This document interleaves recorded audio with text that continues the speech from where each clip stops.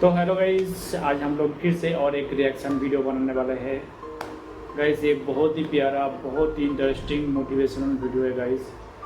आप लोग लाइफ में चाहते हो कि बहुत कुछ करना, लेकिन आप लोगों का फोकस जो है गाइस, फोकस जो है और रहता ही नहीं। फोकस जो है गाइस हट जाता है। अगर आप कोई चीज़ समझते हो, कुछ अगर लाइफ में अचीव करने के लिए सोचते हो गाइस, उसमें अगर आपका डिसिप्लिन नहीं रहता गाइस, तो ये वीडियो देखिए। ये आपके लिए बहुत ही अच्छा, बहुत ही हेल्पफुल एक मोटिवेशन वीडियो है। तो इसको सुनने के बाद आपकी माइंडसेट ऑलमोस्ट चेंज हो जाएगा गाइस। बहुत समय पहले की बात है, एक राज्य था जहाँ पे एक बहुत ही अजीब सा रूल फॉलो किया जाता था। बात दरअसल ये थी कि वहाँ पे जो भी राजा बनता था वो सिर्फ 5 साल के लिए ही वहाँ पे राजा बन सकता था, और 5 साल बाद उसे एक ऐसे जंगल में जाके छोड़ दिया जाता था जहाँ से आज तक कोई भी वापस नहीं आया। राज्य की सुरक्षा के लिए बोला जाता था कि ये रूल फॉलो करना बहुत ही जरूरी है, इसलिए हर कोई आंख बंद करके इस रूल को फॉलो करता था।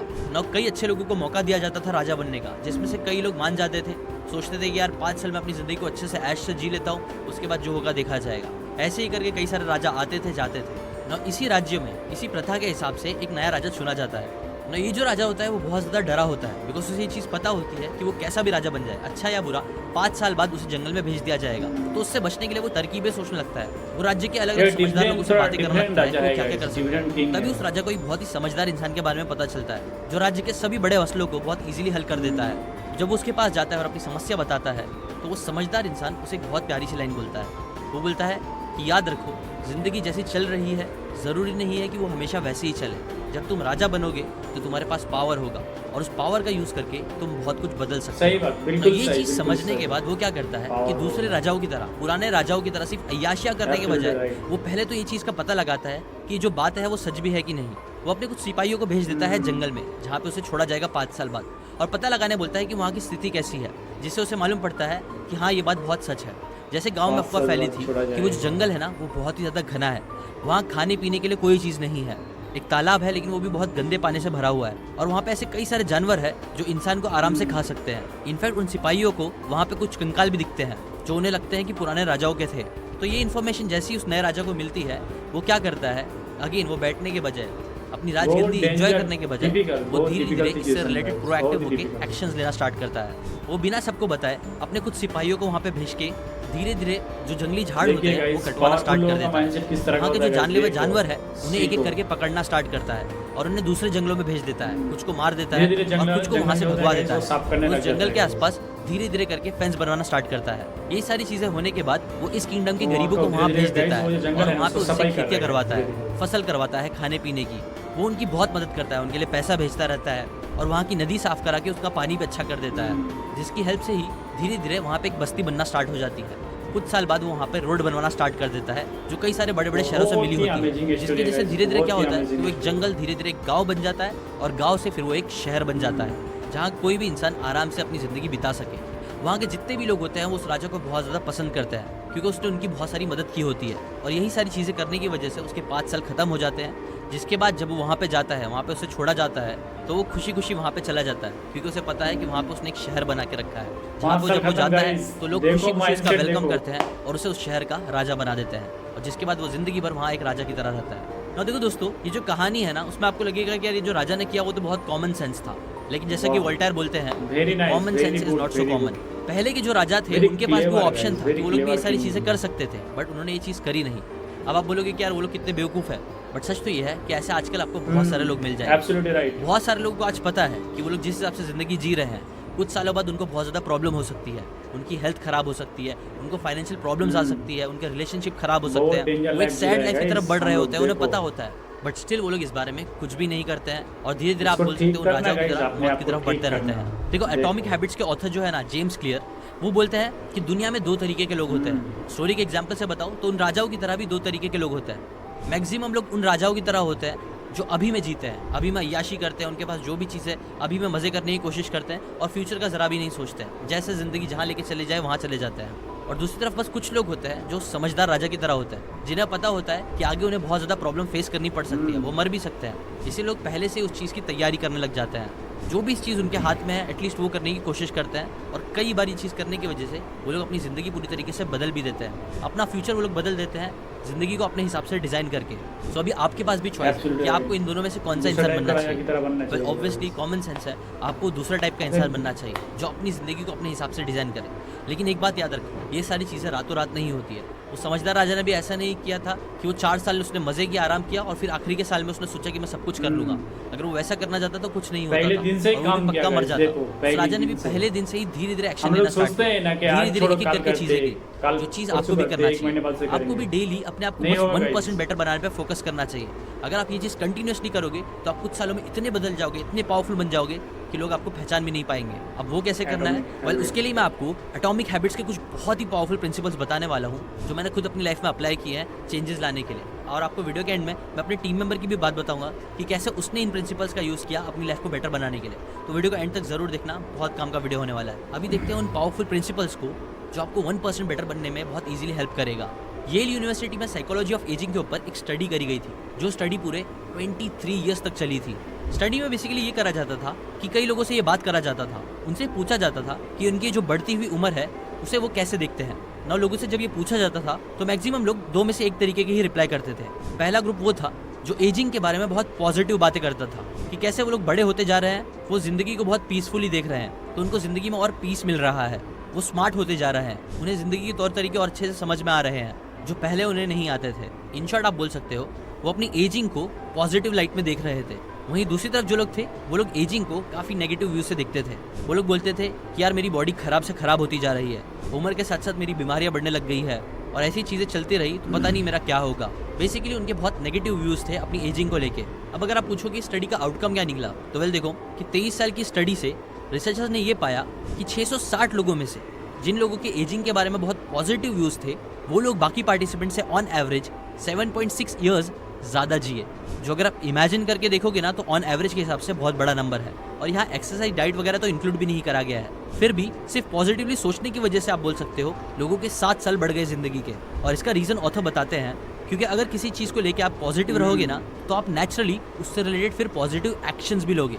अगर आप अपनी एजिंग को पॉजिटिवली लेते हो तो आपके दिमाग में आएगा कि यार मुझे ना भी काफ़ी ज़िंदगी जीनी है, तो क्यों ना मैं हेल्दी होकर ज़िंदगी जीऊँ, क्यों ना मैं हेल्दी फूड पे फोकस करूँ, एक्सरसाइज करने पे फोकस करूँ ताकि मैं अच्छा दिखूँ। वहीं दूसरी तरफ जो लोग नेगेटिव व्यू रखते थे वो लोग ऐसा सोचते थे कि यार एक दिन तो मरना ही है, तो क्यों ना खा पी के मरा जाए, एक्सरसाइज करने से क्या ही फ़ायदा होने वाला है, जो फिर उन्हें नेगेटिव एक्शंस की तरफ और फोकस करवाता था और उनकी एक नेगेटिव सेल्फ आइडेंटिटी क्रिएट कर देता था। देखो ऑथर बोलते हैं ना कि हमारी आइडेंटिटी बहुत ज़्यादा इंपॉर्टेंट होती है।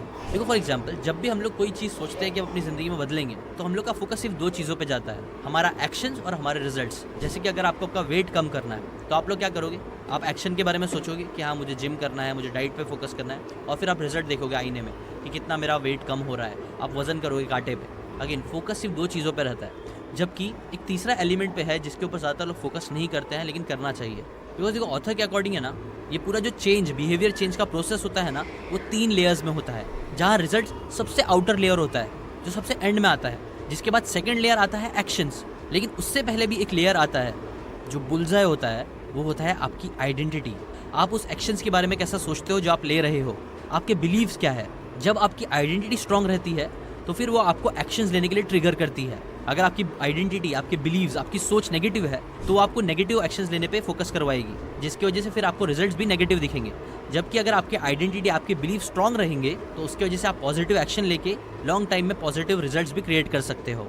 इसलिए अपने बिलीव पे हमेशा काम करते रहो। और वो एग्जैक्टली आपको कैसे करना है, वेल उसके लिए मैं जो आपको एंड में स्टोरी बताने वाला हूँ ना, जो मेरे टीम मेंबर ने खुद किया है रिजल्ट्स क्रिएट करने के लिए, वो स्टोरी से आपको क्लियर होगा। तो सबसे पहली चीज़ आपको क्या करना है, आपको एक स्ट्रॉन्ग आइडेंटिटी बनाना है, अपनी पॉजिटिव आइडेंटिटी, अपने बिलीव्स और अपने माइंडसेट को पॉजिटिव बना के। उसके बाद फिर आता है रूथलेस एलिमिनेशन। तो एक बार क्या होता है कि एक बाप अपने बेटे के साथ एक रेस्टोरेंट में खाना खा रहा होता है, जहाँ वो नोटिस करता है कि रेस्टोरेंट की हालत बहुत ज़्यादा खराब है, एकदम गंदा सा एनवायरनमेंट, टेबल टूटी हुई है और उसका खाना भी इतना अच्छा नहीं था। जिसके ऊपर उनका बेटा ही बोल देता है कि डैड हम लोग तो गरीब है पर ये रेस्टोरेंट का मालिक तो अमीर लगता है, फिर भी ऐसे क्यों चला रहा है, इसे सही क्यों नहीं कर देता ना। ये जो बात होती है वो उसके डैड को काफ़ी लॉजिकल लगती है। इसीलिए जब बिल आता है तो वो रेस्टोरेंट के मैनेजर से पूछता भी है कि इस रेस्टोरेंट की हालत इतनी ख़राब क्यों है, जिसके ऊपर वो मैनेजर बोलता है कि कि एक्चुअली में ये रेस्टोरेंट इतना अच्छे से चलता नहीं है, इससे हमारा इतना प्रॉफिट नहीं होता है, इसलिए हम लोग इसके ऊपर इन्वेस्ट नहीं करते हैं, इसे अच्छा बनाने के ऊपर फोकस नहीं करते हैं। हमारा जो ओनर है उनका जो मैक्सिमम रेवेन्यू आता है वो जो सामने खड़ी ट्रक है ना उससे आता है। वो जो ट्रक है उससे सामान आता जाता है और उससे उनको प्रॉफिट होता है, इसलिए वो रेस्टोरेंट पे ज़्यादा फोकस नहीं करते हैं ना। ये सुनने के बाद वो जो डैड होता है ना वो बाहर जाता है कुछ टाइम बाद और चुपके से जाके वो इंजन में कुछ तो कर देता है उस ट्रक के, कुछ ऐसा कर देता है जिसके बाद वो ट्रक कभी स्टार्ट ही नहीं हो पाती ना। ये बात को 3 साल बीत जाते हैं। 3 साल बाद उनका बेटा वापस से वही रास्ते से गुजर रहा होता है, तभी वो देखता है कि वो उस पुरानी रेस्टोरेंट की जगह पे एक बहुत बड़ा रेस्टोरेंट बन गया है, जिसे देखकर उसे क्यूरियोसिटी होती है। वो रेस्टोरेंट के अंदर जाता है और ओनर से जाके पूछता है कि यहाँ पे तो पहले एक छोटा सा रेस्टोरेंट हुआ करता था, उसका क्या हुआ? तो वो जो ओनर होता है वो बताता है कि एक्चुअल में ये वही रेस्टोरेंट है, बस मैंने इसे बहुत बड़ा बना दिया है। और फिर जब वो और तहकीकात करता है, पूछता है कि ये सब कैसे हुआ, तो वो उसे बता देता है बातों बातों में। वो बताते हैं कि कैसे 3-4 साल पहले उसका एक ट्रक भी था जिससे उसे बहुत पैसे आते थे, लेकिन फिर कुछ तो हो गया जिसकी वजह से उसका ट्रक खराब हो गया और उनकी कमाई बंद हो गई, जिसके बाद उन्हें अपना पूरा ध्यान इस रेस्टोरेंट पे देना पड़ा इसकी इनकम बढ़ाने के लिए। और जब उन्होंने ये चीज़ करना स्टार्ट करी, रेस्टोरेंट पे ध्यान दिया, उसमें चीज़ें थोड़ी बदली और कस्टमर्स पे फोकस करने लग गए, खाना पे फोकस करने लग गए, उसके बाद धीरे धीरे लोगों को हमारा रेस्टोरेंट पसंद आने लग गया और वो बहुत मशहूर भी हो गया। इनफैक्ट ये हमारे शहर का पहला 5 स्टार रेस्टोरेंट बना। इनफैक्ट इसके बाद मैंने 5 और रेस्टोरेंट्स खोले। देखो दोस्तों, आपको पता है ये जो वर्ड है ना प्रायोरिटी, वो ईयर 1400s में इंग्लिश डिक्शनरी में डाला गया था। और जब डाला गया था तो उसका सिर्फ एक ही मतलब था the single most important task. ना 500 सालों तक ये वर्ड सिंगुलर ही रहा, बट फिर 1900s में इसको चेंज करके प्लूरल बना दिया गया और वहाँ पे वर्ड आ गया प्रायोरिटीज़, जिसके बाद से आज तक हम लोग प्रायोरिटीज़ पे फोकस करते हैं। यानी बहुत सारे इंपॉर्टेंट टास्क जो हमें करने हैं, हमें स्कूल, कॉलेज, जॉब, हर जगह प्रायोरिटी 1, प्रायोरिटी 2 ऐसी चीज़ें सिखाई जाती है, जो कहीं ना कहीं बताती है कि बहुत सारी चीज़ें अर्जेंट है।